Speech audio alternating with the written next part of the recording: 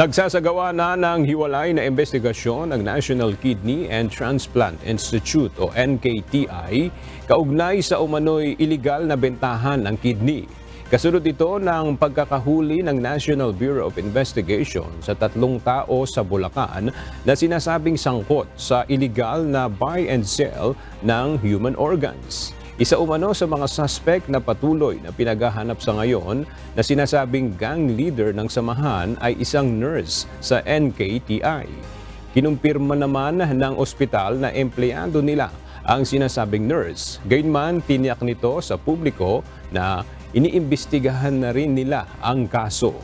Muli ring nagbabala ang NKTI sa publiko na huwag pumasok sa mga ganitong uri ng transaksyon, lalo na sa mga grupo o pribadong individual sa labas ng mga ospital. Binigyang diin rin ng NKTI na bilang isang National Specialty Center for Renal Health and Organ Transplantation, tanging mga lehitimong living organ donation at transplantation lamang ang kanilang tinatanggap. Gayon din ang disease organ donation.